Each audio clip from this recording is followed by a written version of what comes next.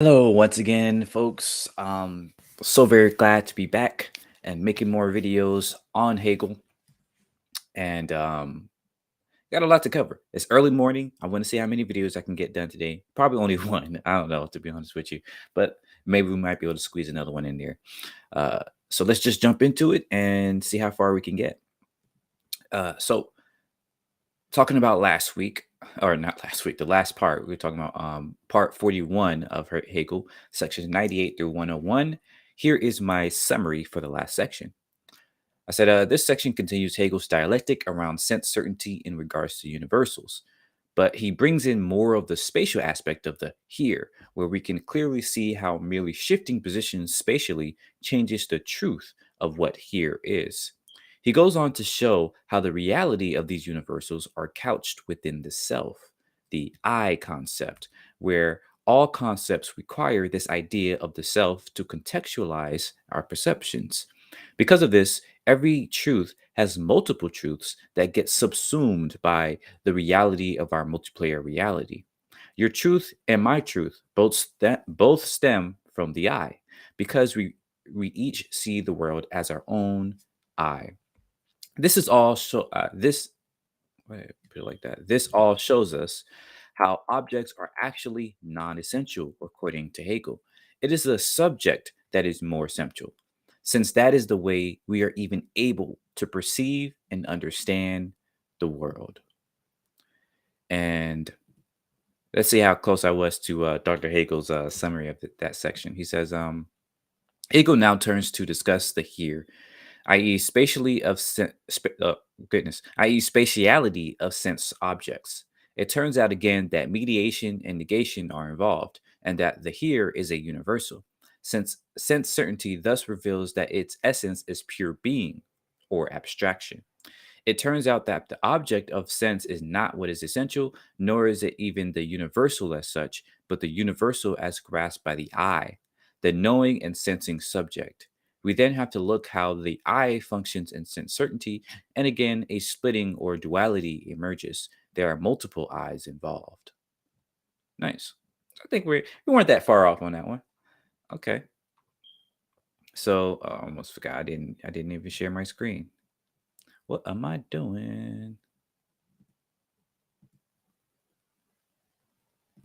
Okay, there we go. Now we're good to start. Yes, fantastic.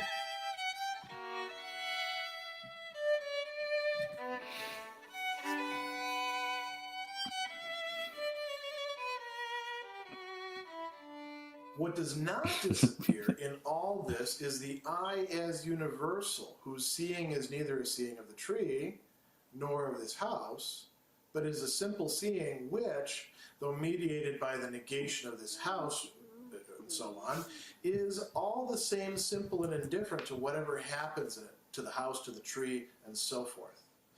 The I is merely universal, like now, here, or this in general. I do indeed mean a single I, but I can say no more say what I mean in the case of I than I can in the case of now and here. When I say this here, this now, or a single item, I am saying all thises, here's, nows, all single items. Mm-hmm. Similarly, when I say I, this singular I say in general all is. Everyone is what I say. Everyone is I, this singular I. When science is faced with the demand. So definitely just breaking down. Let me turn this up a little bit. That wasn't a little bit, but breaking down, how we see the world in a subjective manner, right? And I do have to speed this up a little bit. I'm sorry. Appreciate you, Dr. Hagel. As it were an acid test it could not pass, that it should deduce, construct, find a priori, or however it is put, something called this thing, or this one man. It is reasonable that the demand should say which this thing or which this particular man is meant, but it is impossible to say this. Mm. Let's go back to that But last it part is too. That it should deduce, construct, find out, however, is put something called this thing or this one man. It is reasonable that the demand should say which this thing or which this particular man is meant, but it's impossible to say this, right? Mm-hmm.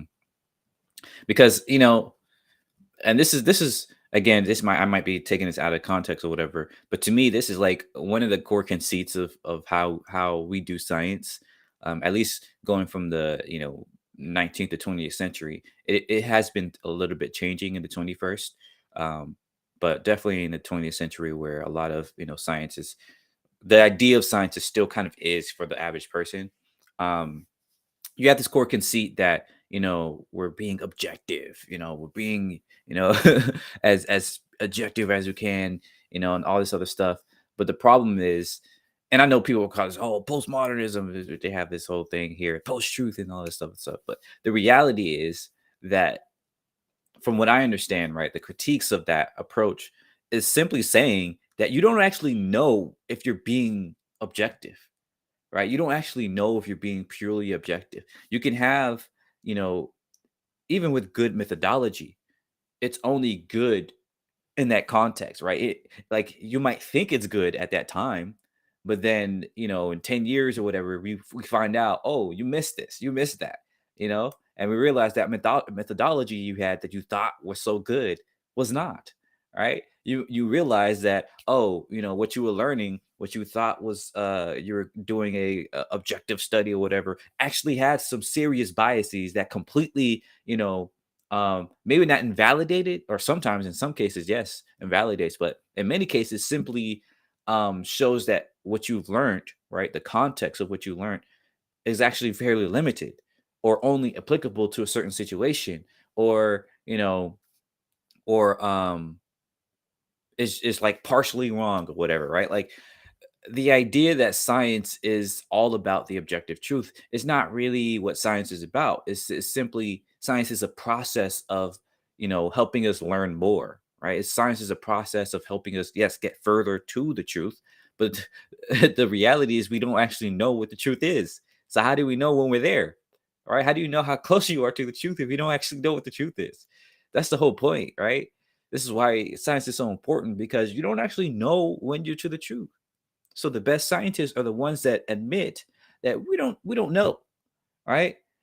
We know some things, and we've gained some knowledge and some understanding, but what we know could be wrong, and there's always more to learn, right? There's always more studies we can do. There's always more research we can do. And yeah, some people aren't going to like that, because a lot of the human mind, it kind of is situated on the definite, on like this idea that this is, and well, I want to question that too.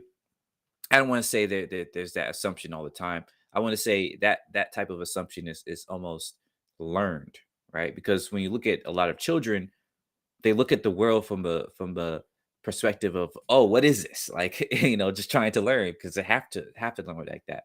But as they grow, the parents teach them, okay, this is that thing, this is that thing, this is that thing, right? So they learn from observing older people that the world should behave a certain way, even if that's not actually true, right? So that in itself, right, the assumption of definiteness of there has to be this or that or whatever, might itself be a learned behavior. So, anyways, I'm going off track here, but we have a lot to cover. But yeah, I like this part here.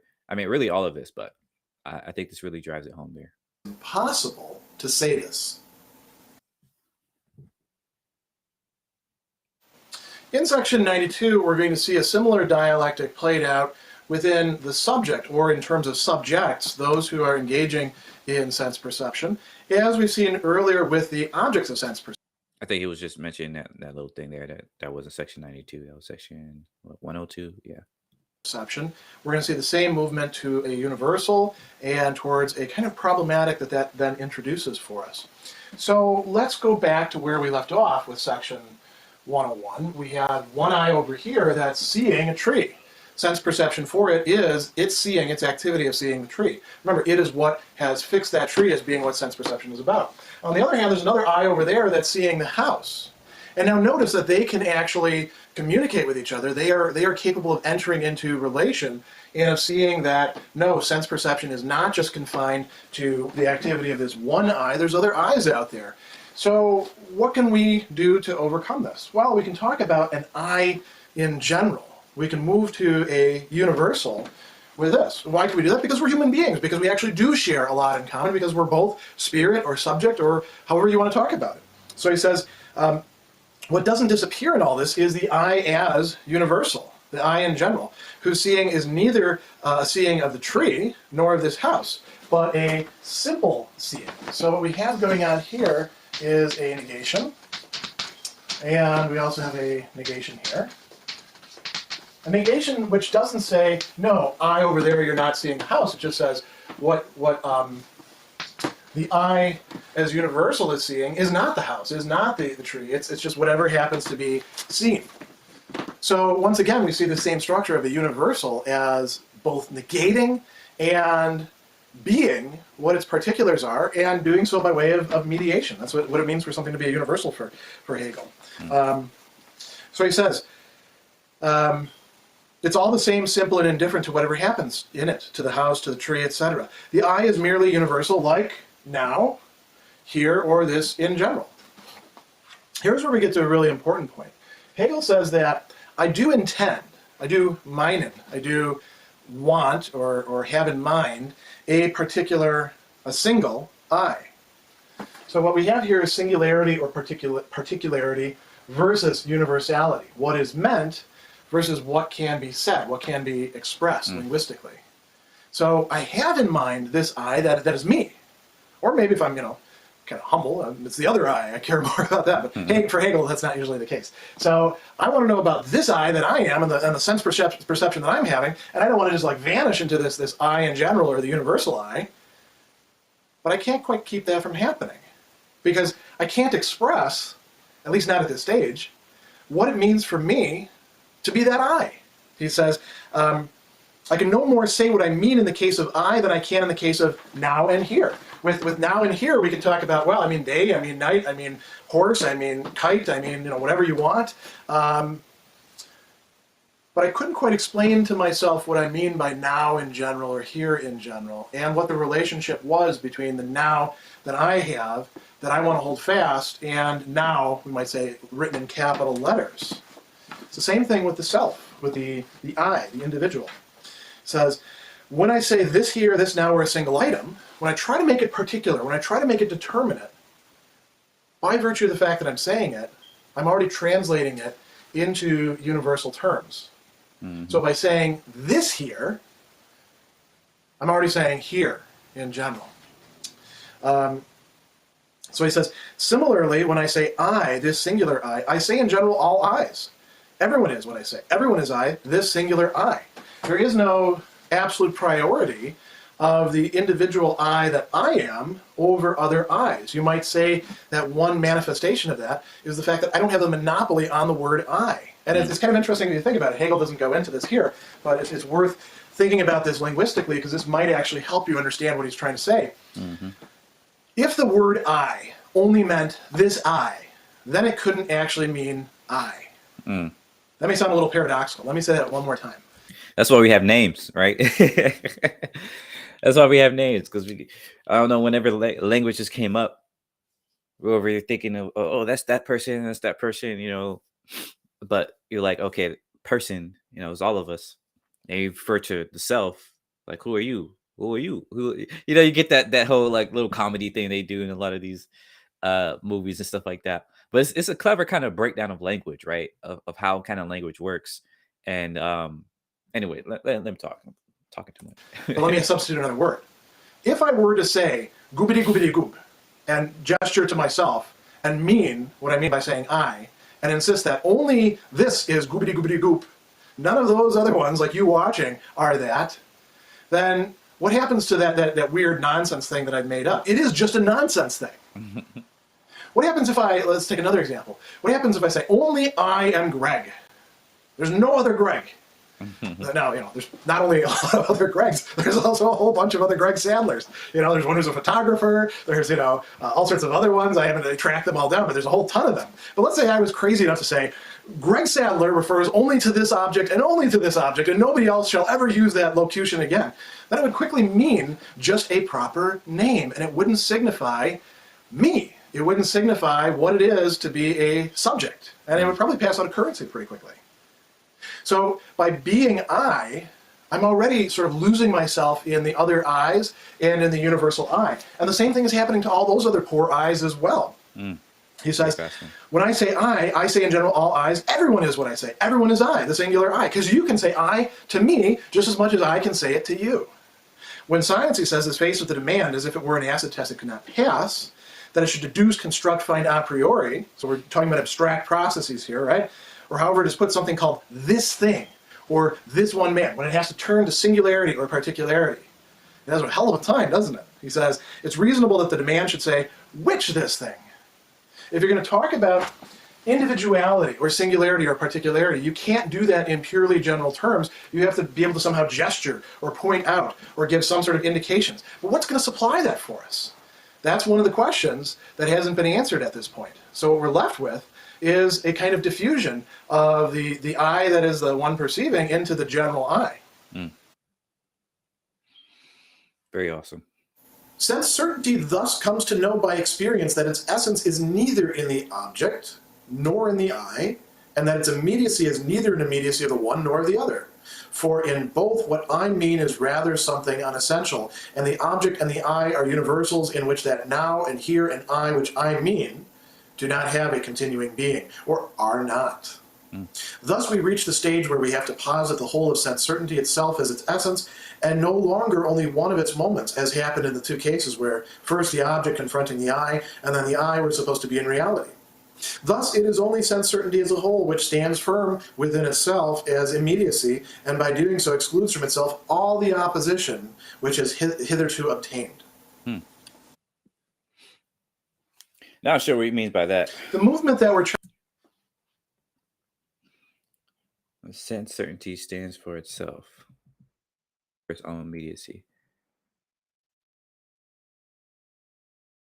To reach the stage where we have to posit the whole of sense certainty is itself. The whole of sense certainty itself as its essence, and no longer only one of its moments, as happened in the two cases where first the object confronting the I and then the I was supposed to be its reality. This is only sense certainty as a whole, which stands firm within it as immediacy, and by so doing excludes from itself all the opposition which has hitherto obtained. So is he saying, like, I guess going back to the problem of sense certainty as, you know, this kind of bulwark of truth, because really it's highly subjective, right? It's highly based on how you're looking, who's doing the looking, right? Who's doing the perceptions and stuff like that. Who's doing the sensing? Perhaps. I don't know. It is only sense certainty itself. The movement that we're charting out in section 103 might appear to just be bringing us full circle, but as I'll suggest, especially as we move into 104, we should probably think of this rather as something more like a spiral or a cycloid, rather than just a mere circle, a vicious circle, where nothing has actually been achieved or attained. Where are we going? Well, let's take a look at what Hegel's saying. We've been talking a lot about sense certainty, and we want to know what is the essence of sense certainty. This is the question that we've been asking ourselves the entire time. Another way of expressing this is what is the truth of sense certainty, and we've made a number of transitions. We started out by talking about the object, and we've realized that no, the essence of sense certainty does not lie in the object. And then we eventually came to, and we just in the last few paragraphs, talking about it in terms of the I, the subject, the one who is actually knowing, who's doing some sort of agency, who's doing the perceiving. And that gets negated as well. That is not the essence of sense certainty either, in part because there can be multiple I's. And there's a little bit of reflexivity built in here as well. So we're left with a question then. What is the essence of sense certainty? Now to answer that, that's why the rest of this diagram is here, we need to think about what is going on with the I and the object. So he says, the immediacy of sense certainty is neither an immediacy of the one nor the other. For in both, something mediated is happening. It's actually split into two parts. On the one hand, the object reveals itself to us as a universal, as having a now, as having a here, as being what those are. It also gives us a kind of specificity. So the now can be day, and the here can be a tree, or it could be a car, or it could be, an ocean of chalk, or whatever you like, right? But the object is, in fact, a universal of some sort. Likewise, the I is also a universal, and it's doing something different than the object is. The object is giving itself. The I is what is intending or grasping the object. So what we have going on, he says, these are universals in which that now and here and I, which I mean, because each of these actually is not just a universal pertaining to many particulars, but something determinate. And what I mean in perceiving it, what it is that I intend in grasping the object as it presents itself to me, is something particular, something that I can mean, but then that's something that is vanishing. It's something that I'm not able to express, something I can't articulate fully in language, because language deals with the universals, right? So he says, the now, the here, and yet also the I. There's a reflexive relation going on here that's not happening on the side of the object, but is happening on the side of the subject. These are all revealed as not having a continuing being, as vanishing. So he says, they are not. So we reach the stage where we have to posit the whole of sense certainty as its essence, and no longer only one of its moments, no longer just the I or just the object. Instead, the essence of sense certainty, if we want to erase this circle here, is the whole darn thing. That's what the essence is. The essence is the whole, the entirety. All of these things together. Now, there's something really interesting going on here, because he says, if I can make that prediction, what he's going to say, it's like, because I remember at that time, there was this idea around essentialism. Like I've heard, a lot of kind of that era of philosophy was around this idea of essentialism of, oh, we break things down to their essential parts. This is essentially what it is. He's kind of showing here that no, you can't really break it down, because once you break it down, you realize that neither of those things can exist on their own, right? And so the essence of sense certainty is really everything. It's really everything that it was. So the whole essentialism idea kind of doesn't really work from that perspective, which is interesting. This is presenting itself as immediacy. He says, only sense certainty as a whole, which is firm within itself as immediacy, and by so doing excludes from itself all the opposition which is hitherto obtained, is what we're looking for. So what have we done? We've actually brought all these things back in together, and we have what looks like immediacy, and what Hegel is at this point asserting to be, in fact, immediacy, and we'll have to see whether that continues on. But it is the entirety, the whole, not just one of the individual moments that we could isolate out. That's what's really going on in sense certainty. Good stuff. This pure immediacy, therefore, no longer has any concern with the otherness of the here, as a tree which passes over into a here that is not a tree, or with the otherness of the now, as day which changes into a now that is night, or with another I for which something else is object. Its truth preserves itself as a relation that remains self-identical and which makes no distinction of what is essential and what is unessential between the I and the object, a relation, therefore, into which no distinction whatever can penetrate. This I, assert then that the here as a tree, and do not turn round so that the here would become for me not a tree. Also, I take no notice of the fact that another I sees the here as not a tree, or that I myself at another time take the here as not tree, the now as not day. On the contrary, I am a pure active intuitive. I, for my part, stick to the fact that the now is day, or that the here is a tree. Also, I do not compare here and now themselves with one another, but stick firmly to one immediate relation. The now is day. So as I mentioned just earlier with section 103, in section 104, we're seeing what seems to be, at first glance, just coming back to our starting point, having gone in one big circle. And you might say, well, perhaps it's a vicious circle, or perhaps we didn't really get anywhere. We left home and we came back and came in, and everything is exactly as it was. And Hegel almost gives you that impression in this section. Yeah, because I was like, basically say the same thing he was saying before, but to his point, it's like even if it is going away and coming back home, it's like, but you went away, you had an experience, right? And so now when you come back home, you look at things a little bit differently. You're like, huh, wow, you might appreciate that more. Maybe you don't like that thing after all, man. So it kind of gives you when you have an experience of something, when you go through, you know, life in a certain way and you get a new perspective on things, right? The same things that you were looking at before now become something new. And so they allow you to better, you know, better assess those things, better determine, what those things really are to you.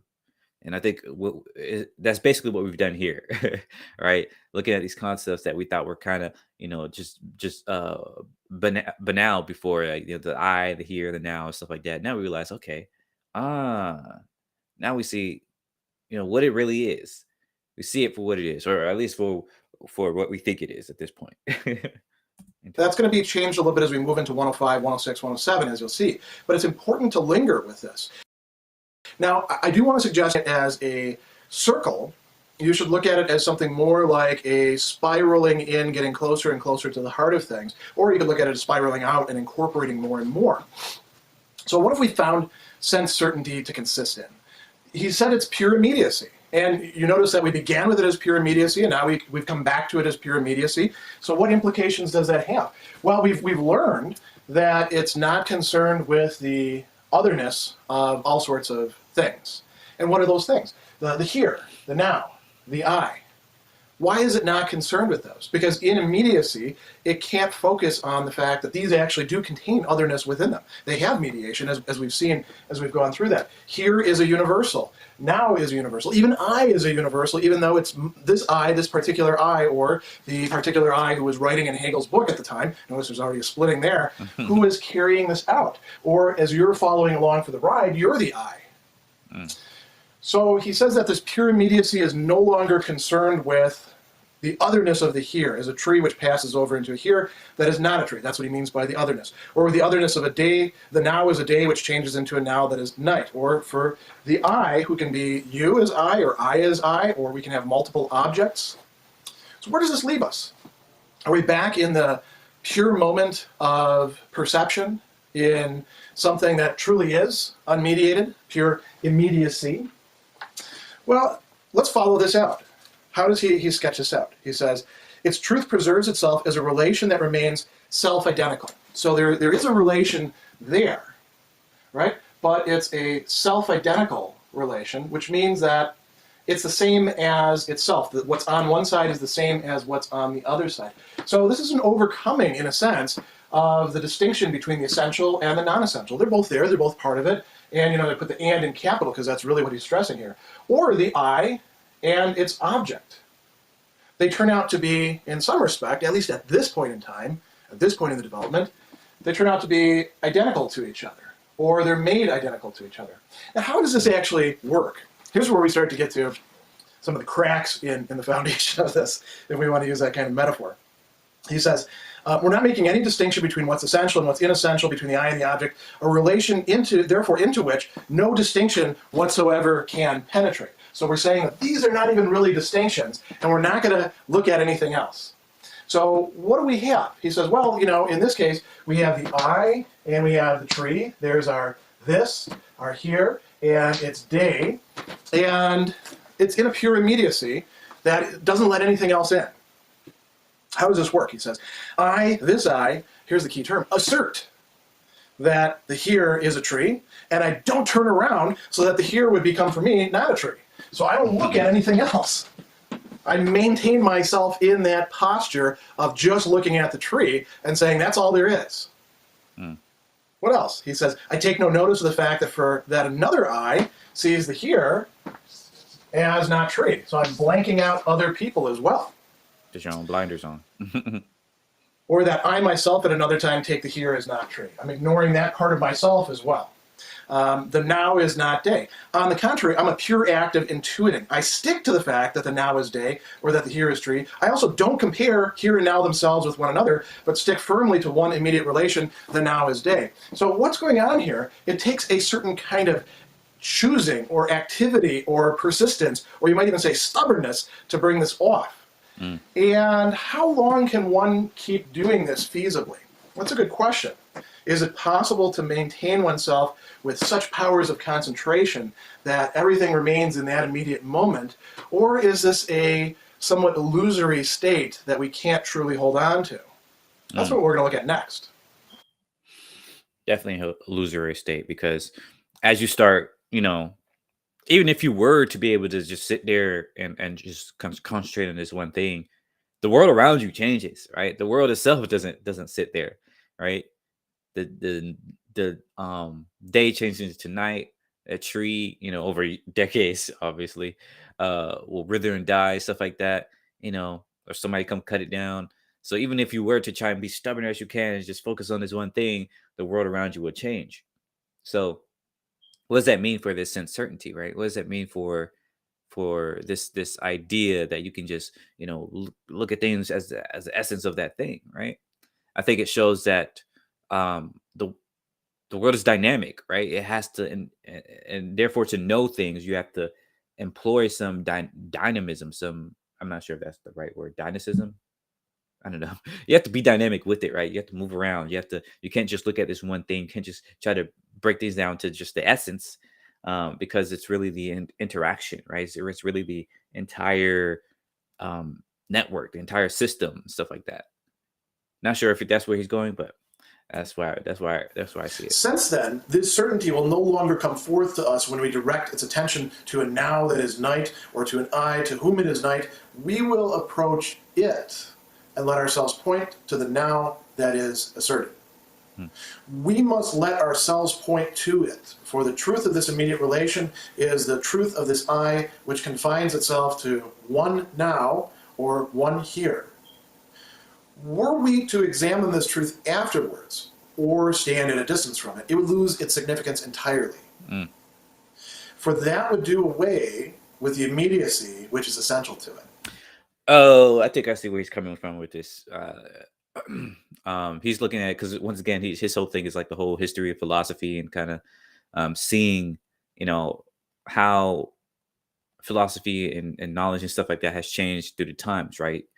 With this immediacy, saying, this is why, like, it's important to try and understand the world, right? Philosophy from people's perspectives, from those times, from those contexts, because he shows us, like, once again, that when you look at this tree here now, you're looking at it here and now.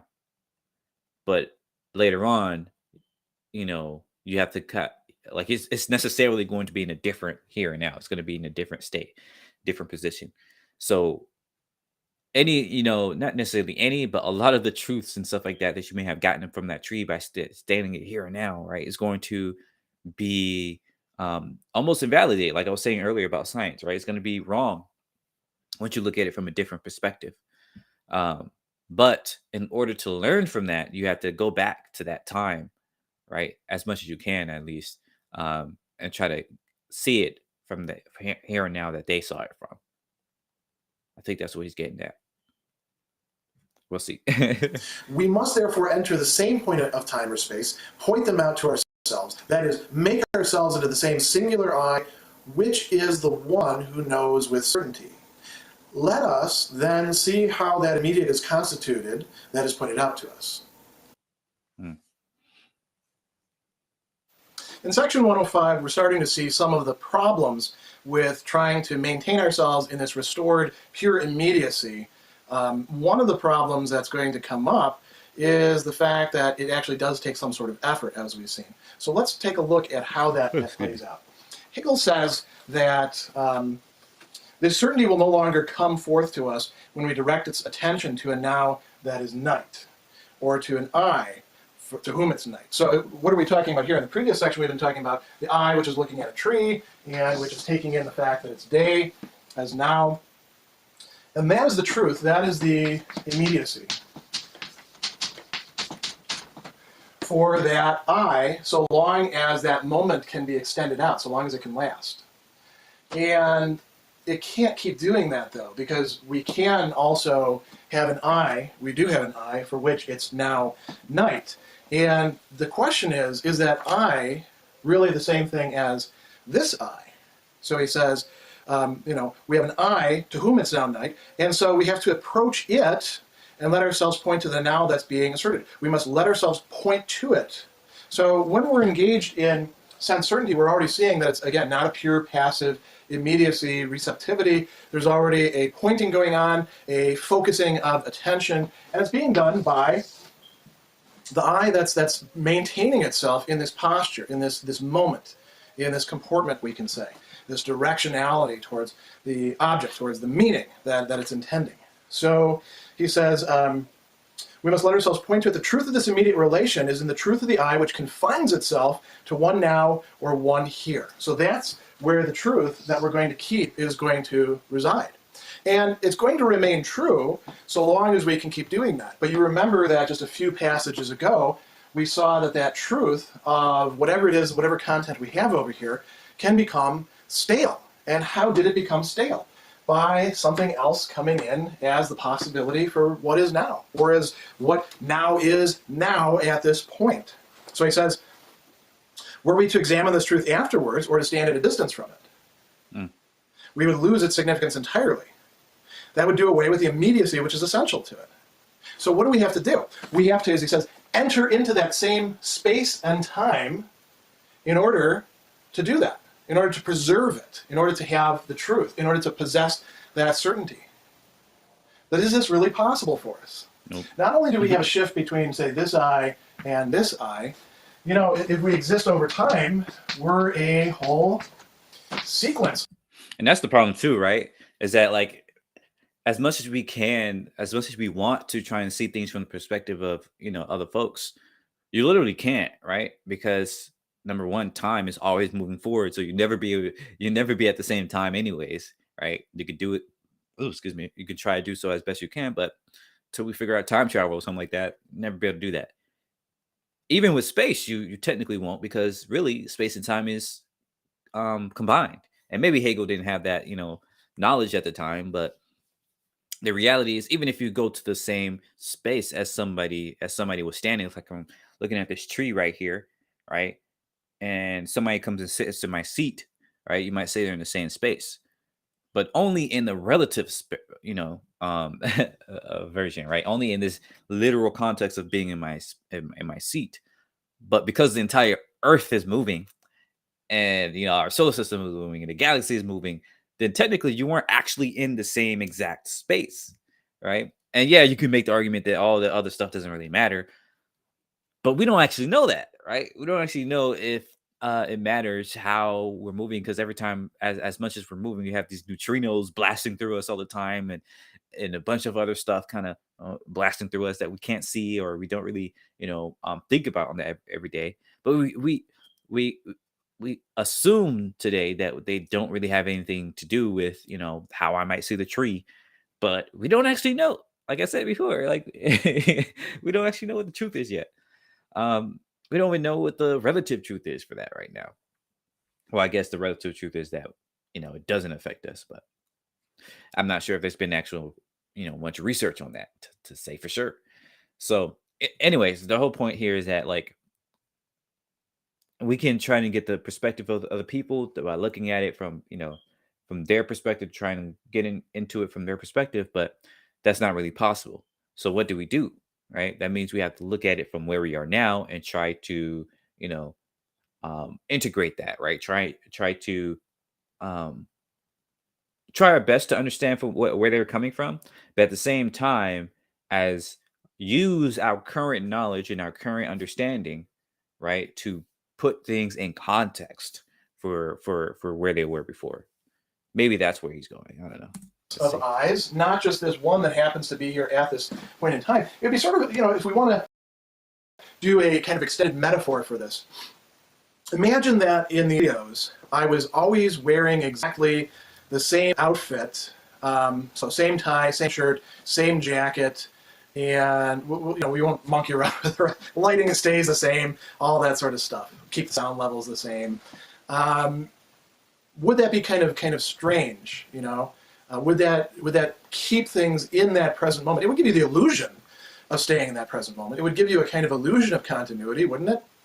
And I suppose if I, going back, let's say I get to video 300 of this series and I say, I want to be back in the same stuff as I was in Sense Certainty, and, forget the fact that I've already worn 2 different outfits because I shot at 2 different times for this. I'll put on this jacket and this tie and this shirt and tie my hair back in exactly the same ways. I better not have changed my glasses or anything so that I can come back to exactly this same moment. Would that really work? Is that truly possible? Can you regain that lost certainty, that lost truth of something that is bound by temporal and spatial coordinates? It's hard enough even just to put the camera and its tripod in the same place every time that I shoot, let alone to come back to the same content every time. So Hegel goes on and he says, if we're going to examine this truth, then it would lose its significance. So we would have to enter into the same point of space or time, point them out to ourselves, make ourselves into the same singular I who is the one who knows with certainty. So then he says, well, let's see if we can actually do this. How can we become that I? Yeah, we definitely can. Because even that last point, right, making ourselves into the same I, that literally is impossible, right? Because that means you have to be in their brain, live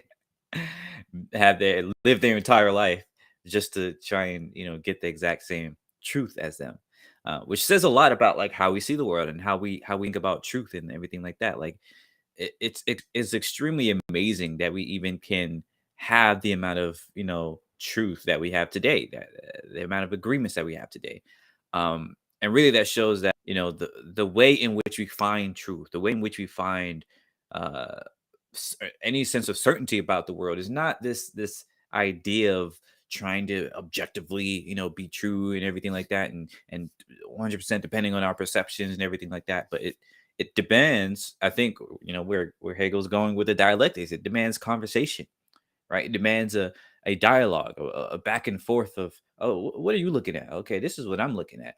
And then we bring that together and say, okay, this is what we share, right? And those differences, we can determine whether or not those differences matter for any of this, like for any specific context, right? So that shows us the importance of being able to,